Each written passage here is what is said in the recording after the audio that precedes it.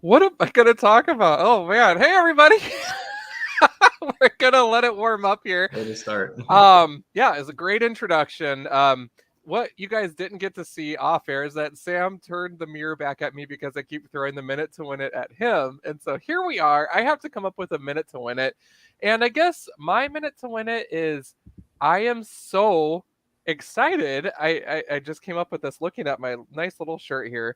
I am over the moon excited.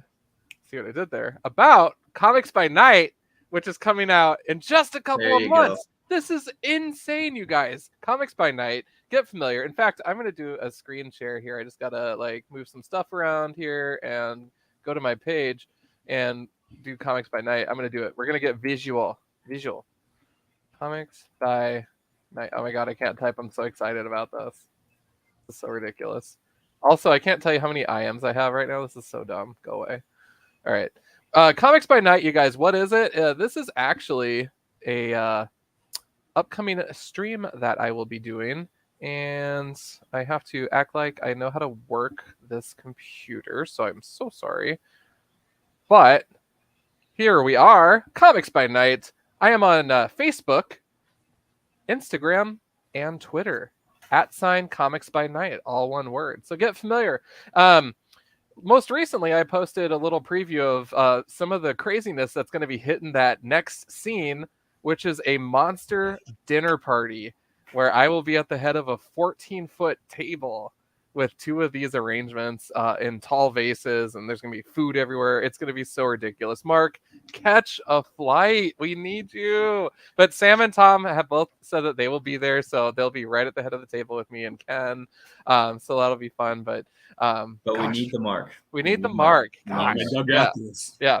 So, anyways, you guys, I just wanted to lift this up. This is coming this fall, and it will be launching around Halloween. I'm so excited, but get familiar. It's been a lot of fun so far preparing for it, and yeah, more to come. So, is that a good minute to win it? That was 2 minutes. That's actually a very good minute to win it. Very informative. Thank you. Yeah. All right. Thank you. Gotta let people know. I 100% planned it that way. But even before we open the show, Derek's checking in with us here. Hey, Derek. And I love the War Machine Punisher helmet. I'm living for it. Like your profile picture, never change it. So, all right. Also, I see I have my pronouns declared here because that's what we do for the SuperCon stream. And I'm actually missing my @ John on Demand, so I need to change that really quick because I use the same login for all the things. So there we go. Boom. Without further ado, let's open the show. We're off to a wonderful start here. And Mark is looking. I told Mark he's giving us coach vibes tonight. So get back in the game. Let's go. Let's go, John. All right. So, hey, everybody, it's a comic book look. It's your boy, John on Demand, a.k.a. the mighty Mufasa with these locks, looking fierce tonight. Joined by co-host extraordinaire, brother from another mother, great from another state, begging and boarding bad boy himself, Mark. How are you? What's up? Boom. And of course, you guys, the newest hot rod on the comic book look dealership lot. We have Sam I Am, aka @NoelMan12 on the TikTok, bringing that comic book wisdom. And honestly, keeping us on task, you guys. I have to give full credit. The itinerary for a lot of our episodes as of late have been Sam. So just want to give credit where it's due there. So Sam, thank you so much. And this is exactly why you're a part of the team, is that you just bring your A game and crush it. Definitely appreciated. Well, cool. Well, first of all, how the heck are you guys? It's another new Wednesday in comics. What's shaking? It's a brand new week. Yeah, like a bunch of new stuff to read, some old stuff to read. It's a good time. It's a good time It's a good time to be reading comics. Heck yeah. Cool events happening. Yeah. Like some interesting solo runs going on. Some things finishing up. It's awesome. Yeah. That's awesome. Oh man, straight from YouTube, West Coast legend himself, Sleepy Reader, is in the building. Hey, back to you as well. Thank you for tuning in. If you guys aren't familiar with Sleepy, get familiar on YouTube. This guy is amazing. And Sleepy, we gotta have you back on the show at some point. So we're gonna hammer down a date soon. Bring that wisdom, bring that gospel. That'll be fun. Mark, how are things in your neck of the woods? Doing good, man. Just holding it down in Tennessee. Yeah. Of course, running the state, nothing new. It's fine. It's fine. Mark doesn't want to tell us, but he's actually the mayor. Is that true? Yeah, he's the mayor. Giving away my secrets, man. That's awesome. Well, tonight's show topic, I'm going to actually have Sam present it because Sam is the architect of said show. So today, it's actually a very like simple little premise, I would say, but it really just came to me because I read the last issue of a book that I've been really enjoying, and is one of my examples here of something that would just make a really just kick-ass movie. It would just make a really fun movie that I would probably I'd buy it on Blu-ray because I'd want to watch it a bunch of times. And it's just the idea what we're getting at here is what would be like a very interesting story that you think would make a really good like 2-hour little flick. Like what would bring like a it's basically literally what it is. It's just, hey, would this make a pretty cool movie? Tight. Let's talk about it. Kind of thing. That's awesome. And Sam, like I said, Sam is always coming up with these amazing ideas. And so we are going to sink our teeth into that and call upon books from the past as well as current to depict what we envision to be a cinematic treat. So, Sam, you are in the driver's seat. Who is going first? Because I will go. I will go first to start it at least here. Okay. So I want to go with one that's. I'm going to start with my most like I guess big two. One I have here. This is one that is basically already a movie you've probably seen before, but I don't think these are made enough anymore because I love them. It's just a good classic adventure story, and it is. I had to dig this from the recesses. The Bloodstone, Captain America. This was really fun. It's just basically Captain America, like hunting for the Bloodstone. He fights mummies. He goes down. He fights in the jungle. His old love interest, Diamondback, that nobody remembers, is in this. It's written by Mark Grunwald, the dude who was on, who wrote Captain America for like 10 years, which is insane now. Like, you can't even get like a 2-year run on books nowadays. And they were like, we would like you to continue writing it for a whole decade. And like, just how well do you know that character at that point, you know? Yeah. And it's just very cool because it's just a very classic style read that you don't like, or that doesn't require a lot of like added things onto it. It's like, what if the character, but also this as well? No, it's just Captain America hunting for the Bloodstone. And it just has all like, it goes 10 million places. I think Crossbones' first appearance is in this. What year did that come out? Ooh, that is a mighty fine question. I don't know. No, if it's not readily available, it's cool. I bought it at Rainbow before I even started working there. I read it and I was just like, I kind of get why people like Captain America. This was just a really fun, like Indiana Jones-esque story, and you don't get a lot of like pure adventure storylines. These days, and it's just really cool to see. There's a great moment in it where he's in a pyramid and he's got to fight against this mummy because he's trying to get this artifact or whatever, and Captain America in all his strength like uppercuts the mummy, and it goes like just takes it and goes what now, what do you want to do now? and Cap just goes like, that has never happened before. Someone just taking the punch. And eventually they actually end up talking to that mummy and going like, hey, we'll bring back your artifact if you let us take it for a minute. And it's kind of great because off panel they say they did that. They're like, oh, hang on, I actually had to write the mummy. They helped the mummy. Never mind. They did it off panel. It's definitely a story that was, what I liked is like, it was taking place within the Captain America storyline. It wasn't like a specifically made to be a graphic novel. It was just, here's the next story about Captain America. And it was just really fun. So just an Indiana Jones story with Cap instead. What's not to love about that? And that would make a pretty fun movie. Like, you could take Sam Wilson and make the 6th movie that, because they're already making the 5th one. So I think you could definitely go just have a fun adventure flick with Sam Wilson, Captain America, and I'd be for it. Yeah, that sounds really cool. Yeah, it's just very simple little things. You'll learn by my other choices that's kind of what I like the simple story that is taken to its full extent. I did do a quick Google on this particular title. It does say that there's a trade that collects Captain America from 1968, issues 351 through 371. Does that sound accurate? Let's see.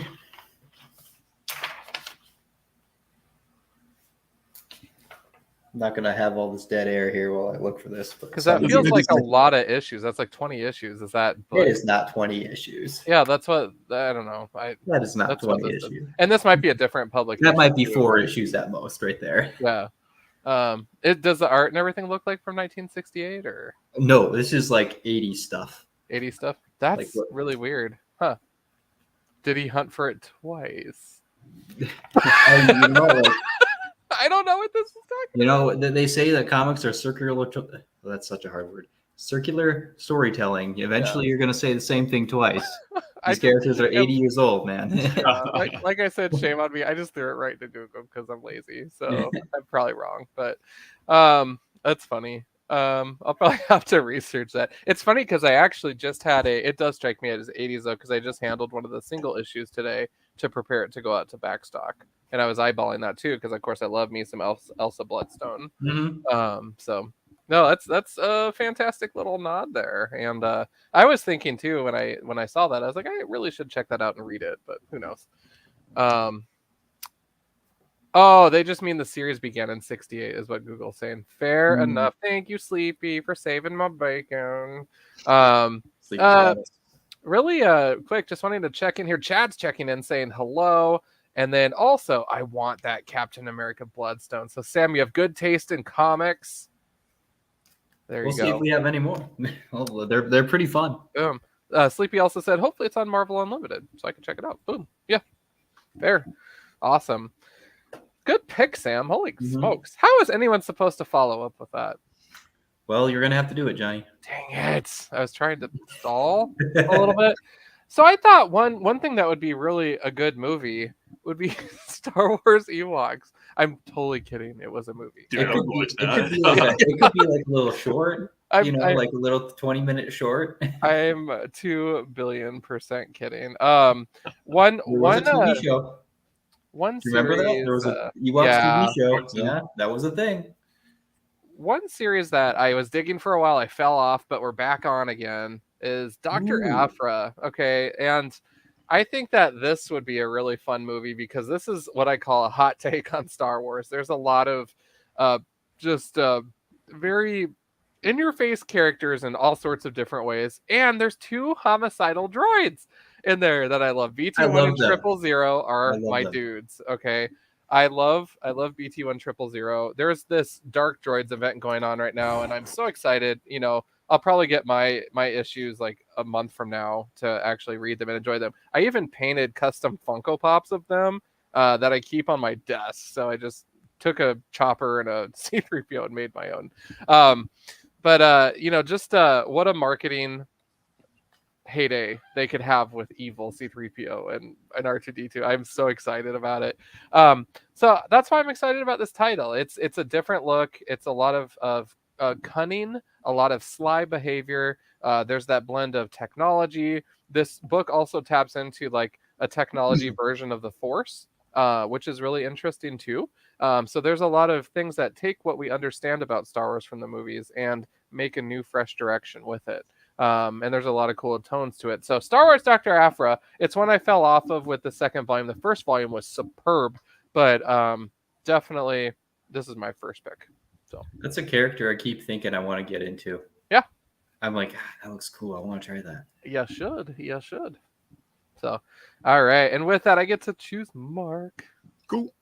We got the question like a little bit before we were about to start this. So really, I just thought books that I'd want to see turned into movies are like my favorite comics. I don't think any of them have ever been movies. So just like the top, whatever 5 comics, I'm going to just choose from that. But one that comes to mind right away is Kill or Be Killed. Ooh. You guys have ever read that by Image Comics, but I think it ran roughly 30 issues. Maybe not quite that many, but it was around that range. But it was Ed Brubaker and Sean Phillips. And it was like, I'm trying to even remember because I read this years ago, but it still when anybody asks me my favorite comics, that comes to mind right away. But this guy, I believe he's about to commit suicide, and then like a demon approaches him before he does it, or he does do it, and then the demon redeems him. But then he has to like kill for this demon to end up living. And then the demon's always coming around trying to get him to kill. And he's like having very conflicted emotions with that. And it's just a phenomenal series. That is such an Image book. I love that. Yeah. That is such like an idea Image would do. Yeah. Yeah. It probably worked better as like a TV series than it would a movie. Who would play the main character? Man, you have to get some young guy. Oh no. Mark, do you want to play? Who plays Peter Parker currently? I don't remember his name. Tom Holland? Tom Holland. Yeah, Tom Holland. Okay, that would be bad. He just comes to mind first, but get somebody that's kind of a no-name would be awesome as well. I love when they do that, like a person who can just fully embody the role of the character other than just be like, this is also Will Smith. Yeah. It's like, that's not Deadshot. That's Will Smith. Absolutely. Yeah, that kind of thing. So yeah, that's kind of cool. Like those are always books more books like that I've always wanted to like dig into, but like for some reason I'm always like, better not. Like Philadelphia is another one of those ones. I'm like, yeah, kind of cool. Yeah. But then I'm like, I already got too many books. Yeah. I think that has another series that ties into it now as well. What's that one called? Like Anita Hayes or something like that. Okay. Yeah, I was like trying to Something look like another that. place you could put Kill in there. Yeah. Oh man, Sleepy is bringing some truth bombs here about that Captain America. It is on Marvel Unlimited, starting Sleepy's issue is helping us out 357 today. through 362 from 89. So that definitely feels a lot more. So again, apologies, you guys. I'm not completely. I literally just got home from work, so like a 11-hour day or whatever. And yeah, my brain is completely fried. Sleepy also says, gonna read Bloodstone Hunt tonight. I'm really glad everybody's enjoying this. Sam, you are inspiring the country. So good job. Well, hopefully it continues to the next ones then. That's awesome. Speaking of which, so I guess my next one, I'm gonna keep the one I thought of as the last one. So I'm gonna do the one I just thought it would be a dope idea, and this is one that I love in particular because it's the idea an 11-year-old would have, but they actually gave it to a really good writer, and it just made it so cool. And that is Valiant Comics, Exo Man of War. Oh yeah. Talk about such a simple little idea. Okay, we got this alien suit that can does everything. Instead of giving it to like some weird scientist or something, why don't we just give it to a Viking? Or like a Viking who like swings axes and swords and kills people, and like, what if we give to him? What would he do? It's like, that's this story. I gotta ask, is that the one Robert Venditti wrote? Yes, they were like, oh, that's the best. This really. was like this got me into Valiant Comics, and I will, if you think I like beat my chest for DC books, I will constantly beat my chest for Valiant books, especially ones like these. I have these. I have this to the 5th volume. But just do the first story for now, like where he's fighting in Darcia, like the Vine come down and kidnap some people and put their little spies in there instead, and then he lives on their ship growing like their crops or whatever. He escapes, realizing that thousands of years have passed. He's got the suit now, and he's like ruining every like social like a countries like borders, because what he thought was Darcia is something very different now. And it's very cool to be like, if you took someone thousands of years at a time, gave them a limited weapon that no one knows about, how would the world react? Not kindly. And he doesn't react to their aggression kindly either. It's just basically a really cool way to see alien suits like fighting like big machines, going into space. Like, it's everything, I guess, everything your 13-year-old brain wanted the drawings of you to have, wanted them to be like. And it's just so fun. And Robert Venditti in particular, with that run, I know like Exo Manowar was more in like he was in the 90s too, but I didn't read any of it until that run in 2012. But it is just so worth it. And if they made a movie about that, I know they made a Bloodshot movie. Wasn't very good, I'm aware.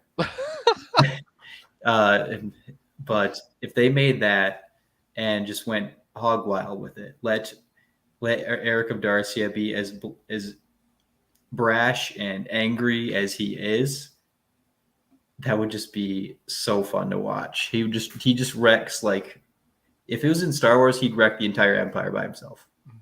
Because he was like, oh, you have all these ships, what if I just destroyed them all with my mind? Because this thing just like summons weapons. Who would you get to play Exo Manowar? No, I need to. I do not have a Viking physique, but I could try. No, who would you? Or Oh, okay. Who's the guy who plays U.S. Agent? Ooh. I think his name is Wyatt something. Yeah. That guy. Okay. I would have that guy play him if he like, because he was in a movie. He was in the movie Goon too. If you ever watched that hockey movie. And he had the long hair and he was like super like aggressive, and like the whole thing about the Goon movie is that everybody just beats the crap out of each other. Same thing. like you have lasers and crazy vine alien machines instead. Just very cool. Robert Venditti did a great job writing that. Having that become a movie, way cool to me. And Valiant Comics, read some more Valiant. They deserve it. Boom. Got some comments here. Sleepy loved Venditti's run. Great art too. Yes. And I love this. Chad, I'm glad I got to talk to Sam today at Rainbow. I like his take on comics. So it was well talking to you, Chad. It was a good time. Well deserved. And just for the record, that was over at the sports card counter. Mm-hmm. I saw that, but I was like ringing people up and stuff. So I'm glad that you guys had a chance to talk about books. And I wasn't sure what was going on, but I definitely appreciate you saying that, Chad. That's awesome. Very good. Am I up next? Yes. Okay. This next one you guys aren't gonna like. Okay, it's we've seen this guy on the big screen or whatever, but what I like is I like this take. I like what's going on here. And I'm talking about this Wolverine Beast equation, this Beast agenda. This isn't even like a Dark Beast from Age of Apocalypse situation, you guys. This is like Hank McCoy being a dark scientific dick is what it is. And there's corruption. There's taking a teammate and making him into a vessel of killing, and manipulating his mind and everything.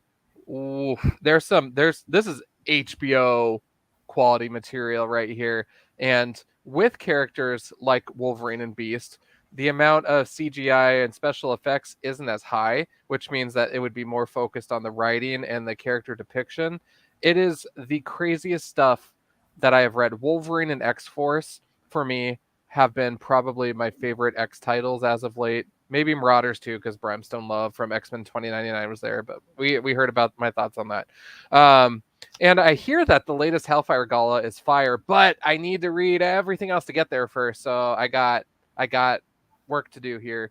But I would love to see that story brought to life in a way that is tasteful and not completely changing the character. You know what I mean? Like just be true to the books, because the books do such a great job. Like, give these writers credit, and creative teams credit for telling great stories, and bring it to the big screen. I'd love it. I would love it. Chad is saying that is such a good take on Beast, and I love where it's going with Beast. So, boom. That is Chad talked about that actually. Oh, did you? Yeah. Sorry, I had it on my desk and I was like, I couldn't. When I was thinking about it, that wasn't on my mind until I looked over and I'm like, oh, there it is. Okay. Would you have Kelsey Grammer still play Beast? I love continuity, Sam. But I'm also after quality, so I don't have. Oh wow! I don't know if I have. Really? I don't know, man. Didn't you play Beast like 20 years ago? I mean, yeah. So maybe it's fitting then, because he'll be logically older, and you could have Nicholas Hoult do it, the younger Beast dude. I don't know. Yeah, I don't know who would play Beast. Sleepy, you would play Beast. You heard it here first, folks. No, I truly, and you guys, I am horrible with like actor names and stuff. I don't follow that as well as I should. Like if Ken were up here, he'd be like, "Brrr," but that's just not my bag. So yeah. So that's my second pick though. It's a little dark. So I'm gonna kick it over to Mark in hopes that he has something to lighten it up. Yeah, for sure, man. Yeah, I'd say this is a little bit lighter. Burn the Orphanage, another one of my favorite comics. Cena Grace wrote this one, and That's lighter.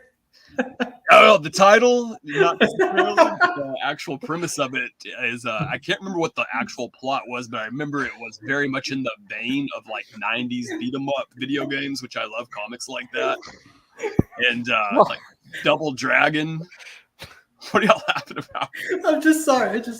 We're doing something light here, guys. Burn the Orphanage. The title does not. So that's what's so funny too. Is like a lot of times, I think I posted about this on Twitter not too long ago. A lot of times, I'll be like in a job interview, or I will be like at an orientation, and they want me to talk about myself, and I talk about how I love comic books, and they're like, "Oh, what do you read?" They're expecting Batman and Spider-Man, and then I want to say stuff like "Burn the Orphanage," "Little Depressed Boy," and stuff like that, and people just look at me so weird, and they think I'm just odd. So I a lot of times it's just better in those situations to say Spider-Man and Batman. It's like when you listen to metal and you have to list the band's name. Yeah, in certain circles that's okay, but then other circles, keeping it real. Oh, what you listen to? Corpse Killer. What's that? It's like, oh, what are you listening to? Corpse Killer. You want to listen? It's like, no, I'm good. Yeah, it gets weird looks for sure. But what's that book about? I guess then. Oh, it's just like your 90s beat 'em up games though, like Final Fight, Double Dragon. It was really in that vein, and it just really captured like the essence of those 90s video games I used to love to play in the arcade and on regular Nintendo. I think it ran for like 5 issues roughly. It was just a miniseries, and then I think they did a volume 2 of it as well. But if you could just turn that into a movie, or if you're not doing Burn the Orphanage, do like a good Double Dragon movie. I think Streets of Rage is going to be done into a movie. I don't know if y'all ever played that. Wait, really? I think so, yeah. I love that game. Yeah. Specifically the second one. What's that? Specifically the second one. I loved the second one. Yeah. I think there was 3 that I remember. Skate is in this. I'm so excited. Yeah. I would just love to see a movie done like that was real fun and also just brutal. Awesome. Catching up on comments really quick here. Sleepy circling back to Beast, Stars and Garters. I'm up for it. Well played. Chad, awesome suggestion. Carl Urban as Beast. I'd watch it. That's pretty good. I like that. Not mad. Because a darker Beast. So, Chad, let's make it happen. Go ahead and call him. Carl will be down. Yeah, Carl's probably watching. It's fine. It's fine. Yeah. Streets of Rage was fun. So there you go. Yeah. Boom. Mark. Wow.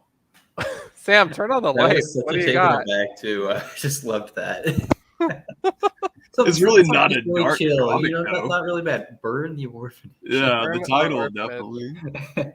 All right, so the last one I have actually was the one that started this idea for me, and it goes with the same ideas of like simple idea, gone to its as further as it can go, and it's more focused on the character of it.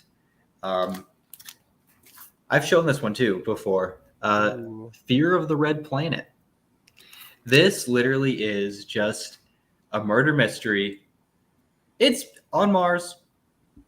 Just like it's the first murder to happen on this colony on Mars, and the sheriff of it has never fired her gun. There's no one's ever had any instance of violence, and all of a sudden this person is dead. What do we do? And they have as the story progresses, it gets a little bit more into it. It gets to oh, here's this happening, this, and it talks about why the corporations almost abandoning them on the colony, and they basically only survive off resupplies and stuff like that. And how there's the guy who created it is. If any of you played BioShock? Familiar with it. Or have you ever read anything like Fountainhead or Atlas Shrugged? Okay, basically the whole thing is like the guy who created the colony he's based off characters that Ayn Rand wrote. He's all about individualists who are not unstifled by the collective, and there's a few problems with that thought process, and that's what this book kind of gets into. Like, and BioShock got into that too. When you let people fully just go free doing what they want, ethics eventually falls out the window. And that's kind of what happens in this a little bit, where like this colony basically survives, but it became like a corrupt little version of itself. Like they have to keep the person who's running illegal drugs in there, because otherwise the workers can't deal with the pain of mining Mars, and they have to keep this guy who's planting non-sanctioned plants on Mars, because otherwise there's no food between supplies. And it's just really cool. And if any of you have read the I guess Hickman Onward X-Men, you know how there's like pages in the middle of it all where it goes and explains things in like files, has this in it. That's kind of like that. And it's just it's a simple idea that like a lot of other things can germinate from it. And it's only 5 issues. The 5th issue is going to come out like in 2 months, I think. And it is just so fun. I wish that I'm probably going to pick up the graphic novel version of it. And imagine just a murder mystery about like a cowboy sheriff character on Mars. I'm buying my ticket right now. And the main character, I'd have him, I guess, if you had to pick a person, Rosario Dawson. She'd be great in it. Yeah, and there's only like 9 characters in the whole thing. You could keep it low budget. You don't have to put like immense amount of CGI on this one. It's like could be a low budget film that has like focuses on the writing and the characters. And that's because what this is. I love it. Murder mystery that has a really cool concept to it. Woo. It's called Fear of a Red Planet. That's awesome. Circling back really quick, Chad, BioShock is amazing. Chad knows.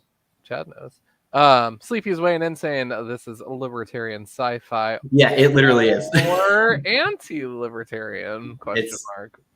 It comments upon that type of thing. That's what I'll say. Yeah.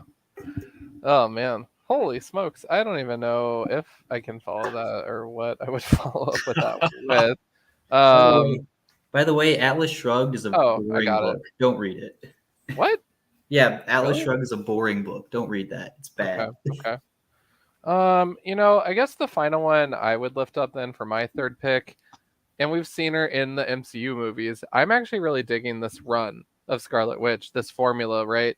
I like the premise of her setting up a shop just to help people, but her clientele, of course, are other beings throughout the MCU, some maybe newer, some maybe not as popular, and I love how it just goes into those little corners of the Marvel universe and pulls random people in, from Vision's daughter to Polaris to now Agatha is up in here. It's so much fun. I love this. I love the covers. I love the art. I love the writing. And I would watch a movie that's a little more chill and not world ending, where it's just, let's solve a problem instead of fighting Thanos every single time, or, taking on Doctor Strange and all of the sorcerers, and I don't know. So I think that as a character, she has a lot to offer. Personally, my hope is in the MCU we see more of Scarlet Witch. This rumored fight scene with her and Jean Grey in Deadpool 3, I'm kind of giddy about, just because I think it's hilarious. But we'll see how things go. But yes, I have been enjoying this run. I really, really, really like it. I know we only have 3. The only other one I wanted to throw in just as honorable mention is Poison Ivy. This current run, the ongoing, has just been phenomenal. And I speak highly about it all the time, but I haven't read the Night Terror stuff yet for Poison Ivy. I'm looking forward to that, but I just wanted to give honorable nod to that. So, really seem to be liking that Poison Ivy run. Yeah, it's so good. It's so good. Chad saying, I love Scarlet Witch, and she's a great character. Boom. That's right. You know. All right, Mark, what you got? Another comic I love that I also love to see turned into a movie or TV series is Southern Bastards. It's by Image Comics. And it ran 20 issues, and I think issue 20 came out at like the very beginning of 2019, and then it's supposed to be finished, and they just never have finished. What I think really happened is Jason Aaron, of course, he was a big name already, but then Marvel started paying him to do all their events and write Avengers, and I just think he wrote got Avengers so for like 4 years. What's that? He like wrote Avengers for like 4 years there. Yeah, and that's where I think he just hasn't had time to come back to this. Hopefully he does. But love to see it turned into a movie because like your main character seems I'm trying to even remember the plot because it's been 4 years since I've even read it. But I've got them all in single issues. Every issue I loved though. I loved the run. Love to see it end as well. But I know like the main character, he was coming back to like his hometown. It's in Alabama, which isn't too far from Tennessee. We have a huge rivalry between Tennessee and Alabama in college football. That you do. So I really appreciated that. One thing I loved about the single issues too when they came out is there'd be like these recipes for barbecue and cornbread and just all kinds of like Southern delicacies in each single issue. So I thought that was always really cool. But as far as like plot for movie, the main character comes back to like his hometown in Alabama, and there's a lot of corruption that he's going to try to clean up. And it's just kind of overwhelms him. And then his daughter, I believe that's the way it ended. Hadn't ended, but the way it kind of left was his daughter was going to come to try to help as well. But the corruption was like, it's almost like a mafia or the mob was like running a high school football team. And it was just ridiculous, but it was so good at the same time and so well written, and just art was phenomenal too by Jason Latour. But if they could flip that into a movie or TV series, it would be top notch. That is wow. I love how like just looking back on our list though tonight too. This is like all over the spectrum. Mm-hmm. I love it. Heck yeah. It. Well done. And Sam, good prompt. That was yeah. good. It's a very simple prompt that like like what do you think would be really cool on the screen? Yep. And like it could like a TV show or a movie. It could be anything. Heck yeah. Sleepy, I saw that sneak in here. More sympathetic Scarlet Witch would be nice. I don't know. In the book, she's pretty compassionate. I mean, am I right? I mean, I don't know. I think he's referring to Doctor Strange 2 version of her, which I mean, kind of badass at least. It's like, oh god, she's terrifying. Oh no. Yeah, there are a lot of fun moments in there for me. I was geeking out. So Sleepy says, I want to see all these movies. Indeed. Well, just shout out to Hollywood. Follow us for more recommendations and advice. I'll write it. We're happy to give it. Hire me. Well, there you go. Actually, they're on strike right now. Yeah, don't do that. Yeah. That would be stabbing. Never mind. Well, that was the prompt tonight. But in addition to that, did either of you have any books that you wanted to call out? It's Comic Book Sabbath. Talk about this real fast. Yeah. This was Sacrificers. This is issue number 1. I don't know if you guys ever picked this up on Free Comic Book Day. It came out like an issue, and then it had like the first few pages of this in the Free Comic Book Day issue, and then the full issue came out today, and it's just really good. Rick Remender writing it. Basically, this family has to like sacrifice a son or daughter to keep harmony within their community, which obviously is very hard for that family. And then it shows like, I guess not all has been given away just yet because it's the first issue, but it kind of goes into like the godlike beings that they're having to sacrifice to. They kind of have their own story as well in this, but really, really good. Just pulls at your heartstrings if you really want to get into something that just really hits you in the feels. And this is just the first issue, so I'm really looking forward to more. What's that called? Sacrificers. Okay. Yeah, that does sound pretty cool. It was good. Very biblical, honestly. Yeah, absolutely. That's awesome. What you got, Sam? Well, I can't go a single one of these without at least putting one DC thing out there. And so I'm going to point out Steelworks. Steelworks, it's a John Henry Irons book. And never in my life did I think that I was going to get a John Henry Irons book. And one that's kind of fun, actually. It's basically him taking on, trying to be the new, what do you call that? head honcho businessman in Metropolis. He's kind of taking over where because Lex Luthor's in jail. Superman's running LexCorp right now. They're like everything kind of like going the way of the superheroes. So he's like, what if we didn't need them? What if we didn't need to exist? Let's put up let's make buildings where they can't fall down. Let's give the people a way to protect themselves. And he actually like butts heads with the super family, and on top of that, he has a villain who is probably the most realistic villain I've seen in a comic book in a long time.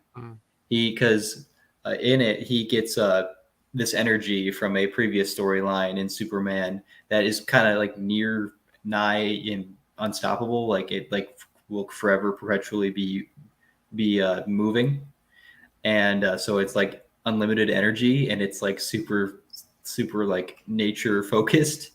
And this other businessman who is in other forms of energy sees this as not just a business slower, a business killer. And so he's going out of his way to make sure that does not happen. That happens all the time in the real world. That's actually quite a good way to make that like a villain that makes sense to me.